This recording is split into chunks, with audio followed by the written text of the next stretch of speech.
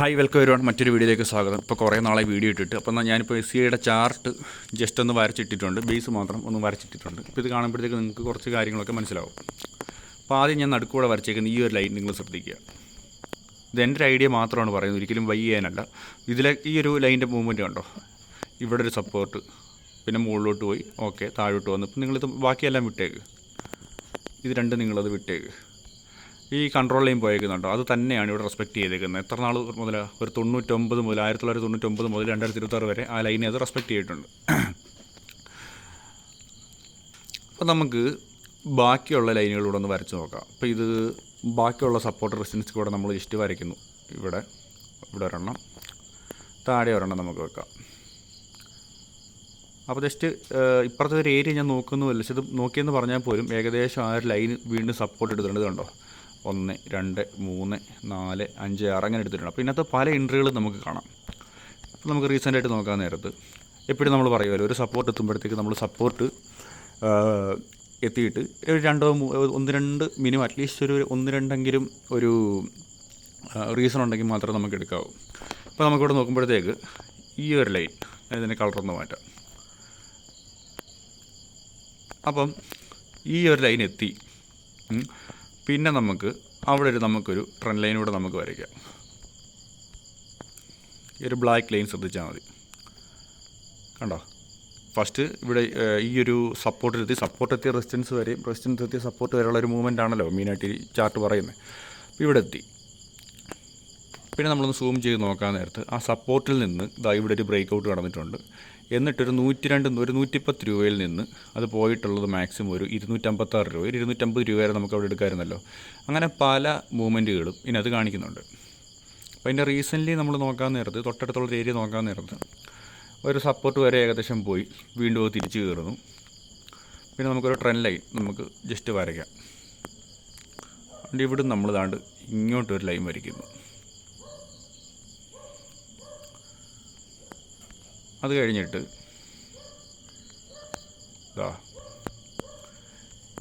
ഇവിടുന്നും വളരെ സിമ്പിളല്ല, ജസ്റ്റ് ഇത് വലിയൊരു കാര്യമായിട്ട് നോക്കുക വേണ്ട, വളരെ സിമ്പിളായിട്ടില്ല. നമ്മളിതിൻ്റെ ബേസിക്സും എങ്ങനെ ഇത് വരയ്ക്കുന്നതെന്നുള്ള ഐഡിയ പറ്റിയെല്ലാം നമ്മൾ വീഡിയോ ചെയ്യുമ്പോൾ ഒക്കെ പുതിയതായിട്ടുള്ളവരാണെങ്കിലും അത് കണ്ടു നോക്കുക. അപ്പോൾ ഈ ഒരു ട്രയാങ്കിൾ പാറ്റേൺ കണ്ടല്ലോ, ഈ ഒരു ഗ്രീൻ നിറത്തിലുള്ള ഒരു ട്രയാങ്കിൾ പാറ്റേൺ. അപ്പോൾ തൊട്ട് മുകളിൽ ഒരു റെസിസ്റ്റൻസ് ഉണ്ട്. അപ്പോൾ അതായത് ഇത് പോകുന്നതെന്ന് പറയുമ്പോഴത്തേക്ക് നമ്മൾ ഈ ഒരു ലൈൻ ബ്രേക്ക് ചെയ്തിട്ടുണ്ട്. പക്ഷേ കൺഫർമേഷൻ കറക്റ്റ് കിട്ടണമെങ്കിൽ ഈ ഒരാഴ്ച വരെ വെയിറ്റ് ചെയ്യണം. അപ്പോൾ ചെറിയ ടൈം ഫ്രെയിമിൽ പോവുകയാണെന്നുണ്ടെങ്കിലും അത് ജസ്റ്റ് ഇങ്ങനെ ബ്രേക്ക് ചെയ്തിട്ടുണ്ട്. പല ടൈം ഫ്രെയിമുകളിൽ നമ്മൾ നോക്കുന്നത് എപ്പോഴും നന്നായിരിക്കും. അല്ലത് വാങ്ങിക്കാൻ വേണ്ടി പറയുന്നതല്ല, ഇത് എടുത്തു കഴിഞ്ഞാൽ നമുക്ക് അത്യാവശ്യം കുഴപ്പമില്ലാത്തൊരു മൂവ്മെൻറ്റ് വരെ നമുക്കാണെന്നുണ്ടെങ്കിൽ നമുക്കത് ആ ഒരു പ്രോഫിറ്റ് വരെ നമുക്കത് ക്യാപ്ചർ ചെയ്യാൻ പറ്റിയേക്കും. അത് കറക്റ്റ് ബ്രേക്ക് ഔട്ട് ആണെങ്കിൽ 1-2 റീസൺ നിങ്ങൾക്ക് മുമ്പ് കണ്ട പോലെ ഉണ്ടെന്നുണ്ടെങ്കിൽ മാത്രം. പിന്നെ ഇത് കൈ വെച്ചേക്കുന്നൊരു വിറ്റ് കളയേണ്ട ആവശ്യമില്ല. ഇപ്പോൾ അത് നിലവിൽ കൈ വെക്കാം എന്ന് തന്നെയാണ് എൻ്റെ ഒരു അഭിപ്രായം. കുറച്ച് വെയിറ്റ് ചെയ്യുകയാണെന്നുണ്ടെങ്കിൽ അത്യാവശ്യം നല്ല മൂവ്മെൻറ്റ് നമുക്ക് അവിടെ നിൽക്കും. ഈ ഒരു ലൈൻ ഇപ്പോൾ ഈ ഹൊറിസോണ്ടലായിട്ട് വരച്ചേക്കുന്ന ഈ ഒരു ലൈൻ ഇവിടുന്ന് ബ്രേക്ക് ചെയ്യുകയാണെന്നുണ്ടെങ്കിൽ പിന്നെ ആ ഒരു മൂവ്മെൻറ്റ് ഇങ്ങനെ തന്നെ ആയിരിക്കും. അപ്പോൾ നിങ്ങളുടെ ഒരു ഗോൾ വെച്ചിട്ട് നിങ്ങളത് പ്രോഫിറ്റ് എടുക്കുക. പിന്നെ സ്റ്റോപ്പ് ലോസ് എപ്പോഴും വെക്കുക.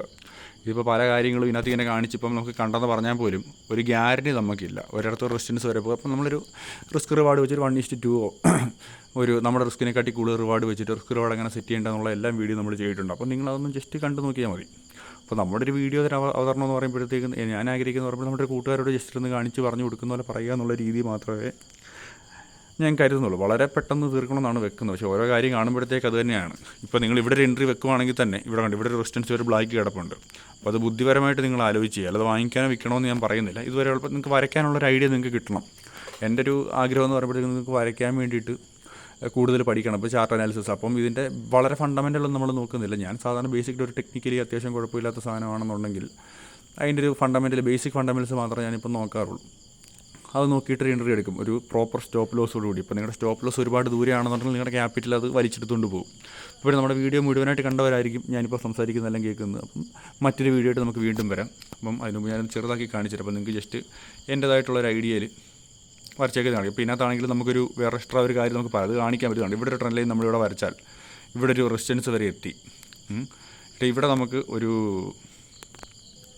നമുക്ക് ഓരോ വീഡിയോ നമ്മുടെ വീഡിയോ ഫുള്ള് കാണാൻ വേണ്ടി എപ്പോഴും പറയുന്നതിൻ്റെ കാര്യമില്ല. അപ്പോൾ ലാസ്റ്റ് ആയിരിക്കും നമ്മളിങ്ങനത്തെ ഒരു കാര്യം പറയുന്നത്. ഇപ്പോൾ ഇവിടെ ഒരു ട്രയാങ്കിൾ പാറ്റേൺ നിങ്ങൾക്ക് ഇവിടെ കാണാൻ പറ്റും, ഇപ്പം ഞാൻ വരച്ചേക്കുന്നത്. എന്നിട്ട് അത് ബ്രേക്ക് ചെയ്ത് പോയിട്ട് ഇവിടെ വേറൊരു ട്രയാങ്കിൾ പാറ്റേൺ ഉണ്ട്. ഇവിടെ ഒരു ട്രയാങ്കിൾ പാറ്റേൺ ഉണ്ടായിട്ട് ബ്രേക്ക് ചെയ്തിട്ട് തൊട്ടടുത്ത റെസിസ്റ്റൻസ് വരെ പോയി, പിന്നാണ് അത് താഴോട്ട് വന്നത്. ഇപ്പോൾ അടുത്തൊരു ഏരിയയിൽ എത്തിയേക്കുന്നു. അപ്പോൾ നിങ്ങൾ അതിൻ്റെ അത് നോക്കിയിട്ട് നിങ്ങൾ വാങ്ങിക്കുകയാണെങ്കിൽ വാങ്ങിക്കുക, ഹോൾഡ് ചെയ്യുകയാണെങ്കിൽ ഹോൾഡ് ചെയ്യുക, സെല്ല് ചെയ്യുകയാണെങ്കിൽ സെല്ല് ചെയ്യുക. ഞാൻ ആഗ്രഹിക്കുന്നത് ഇപ്പോഴും നിങ്ങളെ വരച്ച് ജസ്റ്റ് ഒന്ന് പഠിപ്പിക്കുക. ഇത് എല്ലാവരെ കൊണ്ടും പറ്റും, വലിയ കാര്യമൊന്നുമല്ല എന്ന് കാണിക്കാൻ വേണ്ടി മാത്രമാണ്. ഒരുപാട് വരകളും കാര്യങ്ങളും ഒക്കെ ആയി. ഫസ്റ്റിലത്തെ ആ ഒരു ബേസ് തന്നെ നിങ്ങൾക്ക് കാണിച്ചു തരാം. ഇത് എൻ്റെ ഒരു ഐഡിയ ആണ്. നിങ്ങളിപ്പം വേറൊരു രീതിയിലായിരിക്കും ചിലപ്പോൾ നിങ്ങൾ വരയ്ക്കുന്നത്. അപ്പം എൻ്റെ ഒരു ഐഡിയ ഞാൻ പറഞ്ഞതേ ഉള്ളൂ. ഇപ്പോൾ ഒരു എൻട്രി കാണുകയാണെന്നുണ്ടെങ്കിൽ മാത്രം നിങ്ങൾ എൻട്രി എടുക്കുക, ഇല്ലെന്നുണ്ടെങ്കിൽ എടുക്കാതിരിക്കുക. അവസരങ്ങൾ ഒരുപാട് വരും. അത് ലൈഫിലെ കാര്യങ്ങൾ പറയുന്ന പോലെ തന്നെ ഇപ്പം നമ്മുടെ ചാൻസ് ഇല്ലയെന്നുണ്ടെന്നുണ്ടെങ്കിൽ അടുത്തൊരു ചാൻസ് നമുക്ക് വരും. ഷെയർ മാർക്കറ്റിൽ എപ്പോഴും അങ്ങനത്തെ അവസരങ്ങൾ എപ്പോഴും കാണും. അപ്പോൾ നന്നായിട്ട് പഠിക്കുക, നന്നായിട്ട് ഇൻവെസ്റ്റ് ചെയ്യുക. മറ്റൊരു വീഡിയോയിൽ കാണാം.